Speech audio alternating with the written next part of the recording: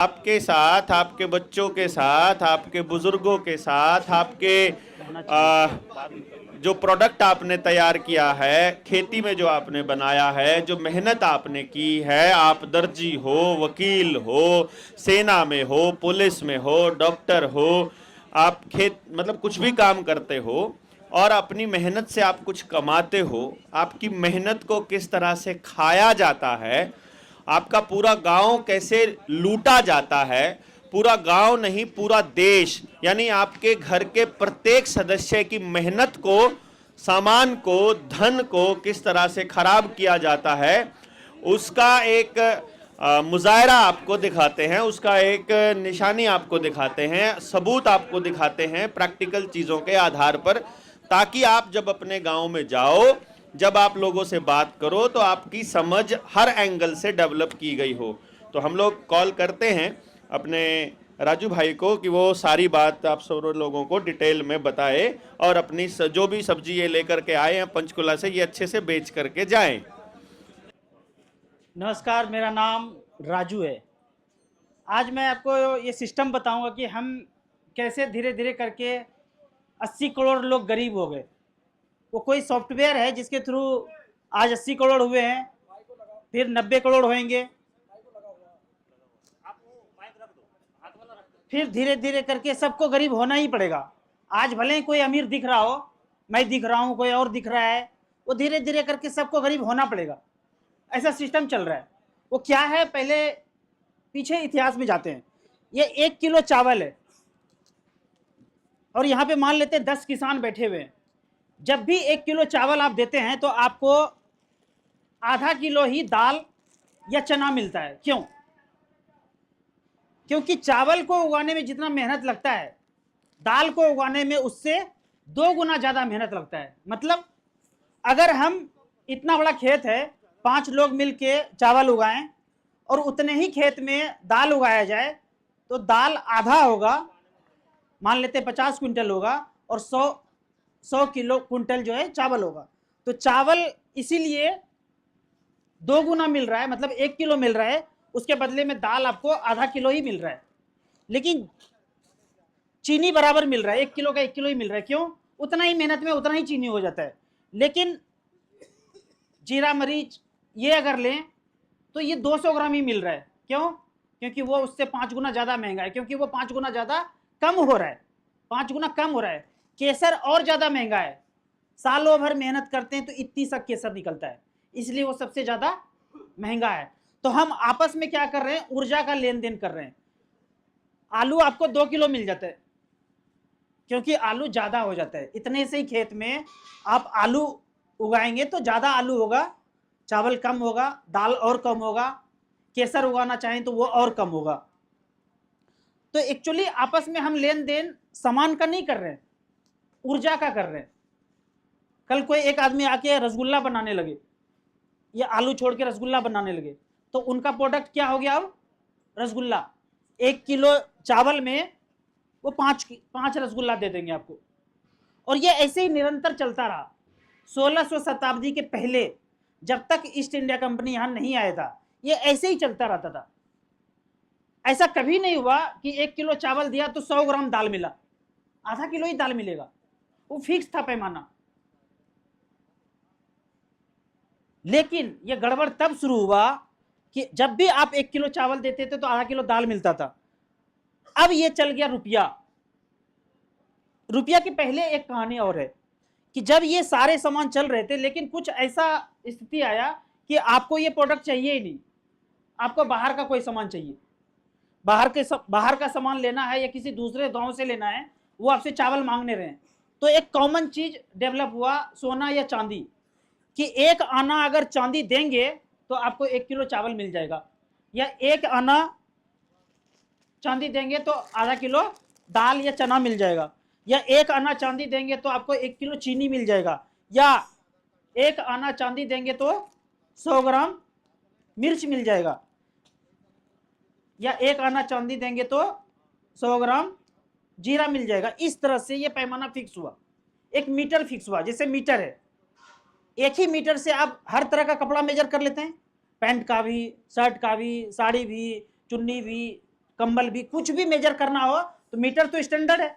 उसी तरह 1 ग्राम चांदी में आपको वो सारे चीज मिल रहे हैं जिसमें पहले कभी 1 किलो चावल के बदले में हम लेन देन करते थे, तो वो कांस्टेंट मीटर था, 1 आना चांदी में ही हमेशा मिलता था। लेकिन अब आ गया रुपया।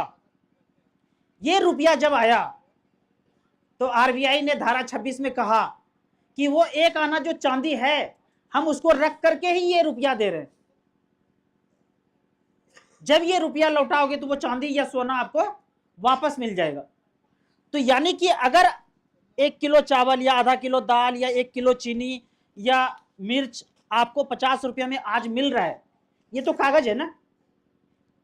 इसका धन जो हमने धन लगाया था वो धन किनके पास पड़ा हुआ है, और ये कागज देके वो धन हम ले सकते हैं। ऐसा जब आरबीआई का गठन हुआ धारा 26 में उन्होंने कहा कि आप लेन देन सोना चांदी में कर रहे हो, वो सारा सोना चांदी हमारे पास रख दो, बदले में एक कागज ले लो। जब भी आप कागज लौटाओगे तो आपको क्या दिया जाएगा, वो धन जो हम रखे हैं वो आपको दे दिया जाएगा। पहले नोट पे ऑन डिमांड लिखा होता था, on demand at any office, जब भी आप कहोगे जहां भी कहोगे दे दूंगा। चुपके से 1970 के आसपास वो वर्ड हटा दिया गया, on demand at any office. अब एक और उदाहरण से समझते हैं। मान लेते हैं एक व्यक्ति, आप आ जाइए, मान लेते हैं हम 2 व्यक्ति हैं, हमने दिन भर मेहनत किया और इनके पास किसी के दुकान में जाके काम किए, दिन भर मेहनत किए, 500 रुपया का दिहाड़ी बना। हम दोनों ने जब 500 रुपया मांगना शुरू किया तो इन्होंने बोला 500 रुपया दे दीजिए, एक दिन का काम हुआ तो उन्होंने 500 रुपया ले लिया, वो जो अभी चल रहा है आरबीआई का। मैंने कहा मुझे ये रुपया नहीं चाहिए, मुझे पता चल गया ये नकली है, आरबीआई फ्रॉड कर रहा है हमारे साथ। आप अपना वचन लिख के दे दो कागज पे कि मैं धारक को 10 किलो चावल या 500 रुपया अदा करने का वचन देता हूं और आप साइन करके दे दो मुझे। तो इन्होंने एक कागज पे साइन करके दे दिया। हम दोनों 2 कागज लेके घर चले गए, एक इनके पास 500 रुपया आरबीआई वाला और मेरे पास इनका वचन कि मैं धारक को 10 किलो चावल अदा करने का वचन देता हूं। वो कागज का टुकड़ा दोनों लेके घर चले गए। ठंड का समय था, कहीं पे बीच में बैठ के आग सेकने लगे, दोनों कागज गिर के जल गया आग में, मेरा भी और इनका भी। अब मैं रोते रोते गया कि मेरा तो वो कागज जल गया। तो इन्होंने कहा रो क्यों रहे हो, तुम्हारा धन तो मेरे पास है, ये लो 10 किलो चावल। मैं तो खुशी से झूमता हुआ घर चला गया। अब ये गए कि मेरा भी जल गया, मुझे भी दे दो। तो कह रहे मैं तुम्हारा धन नहीं दूंगा, तुम्हारा धन आरबीआई के पास रखा है, वहां से जाके लो।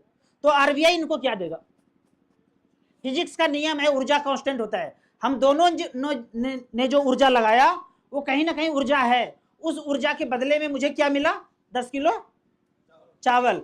इन्होंने भी ऊर्जा लगाया, इनको क्या मिलेगा, इनका वचन अगर ये देते तो 10 किलो चावल इनको भी मिल जाता। लेकिन चूंकि इनका वचन आरबीआई ने दिया है तो इनका धन किसके पास है, तो आरबीआई को क्या देना चाहिए, धन। 10 किलो चावल का मान्य नहीं है वहां पे, वहां उन्होंने धारा 26 में लिखा है सोना और चांदी ही दूंगा जब भी दूंगा, कितना दूंगा वो भी मेंशन है। जीरो करने का मतलब है क्या, अभी क्या है वो बोलते हैं कि जीरो कर दिया। जीरो करने का मतलब है कि 1 किलो चावल लिया और आपको कुछ नहीं दिया। क्या ऐसे आप ट्रांजैक्शन कर सकते हैं कि मैं आपको 1 किलो चावल दूं और एक मुट्ठी उठा के मिट्टी दे दूं आपको चलेगा? क्यों नहीं चलेगा? क्योंकि उसमें कोई मेहनत नहीं हुआ। आपने साल भर लगा के जितना ऊर्जा लगाया इसमें उतना ही ऊर्जा का चीज होगा, तब आप ये लेन देन करेंगे। 5 रसगुल्ला में आप मानते हैं कि उतना ही ऊर्जा लगा, तब आपने ये दे दिया। 100 ग्राम जीरा में उतना ही ऊर्जा लगा, तब आपने ये उनको दे दिया। उसी तरह 1 ग्राम चांदी को निकालने में, चांदी कहां से निकलेगा, खदान से निकलेगा, तो उसको चलाने के लिए, लगाने के लिए ऊर्जा लगा होगा, मेहनत लगा होगा। तो ये मानते हैं हम लोग कि 1 आना चांदी निकालने में भी उतना ही ऊर्जा लगा होगा जितना कि 1 किलो चावल बनाने में ऊर्जा लगा। ऊर्जा कांस्टेंट होता है, ऊर्जा कभी बदलता नहीं है। अब एक उदाहरण और देता हूं कि मैं ये कहता हूं कि आरबीआई इंग्लैंड का शाखा है आज भी, अभी भी। इसको एक सिंपल उदाहरण से समझ सकते हैं। 2 राजा है, 1947 के रात के 2 राजा हुए। एक हुआ ब्रिटिश इंडिया और एक राजा हुए सुभाष चंद्र बोस जी। दो राजा आपस में लड़ते हैं, इनका अपना सेना, इनका अपना सेना। सुभाष चंद्र बोस जी का अपना सेना आजाद हिंद फौज, इनका अपना सिक्का इन्होंने शुरू किया आजाद हिंद बैंक, आजाद हिंद करेंसी। और इनका ब्रिटिश इंडिया का पहले से सिक्का चल ही रहा था, इनका अपना सेना था ही। तो दो राजा जब आपस में लड़ेंगे, जो हारे जाएंगे उनका सिक्का नहीं चलेगा और जो जीतेगा उनका सिक्का। तो दोनों के टकराहट में कौन मारा गया?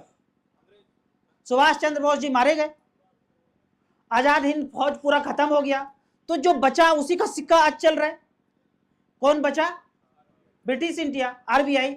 आरबीआई का गठन 1934 में हुआ, आज भी आरबीआई चल रहा है। तो किनका सिक्का चल रहा है? अंग्रेज का चल रहा है।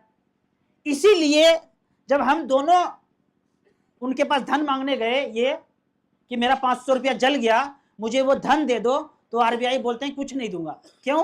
क्योंकि वो हमारा नहीं है, इंग्लैंड का है।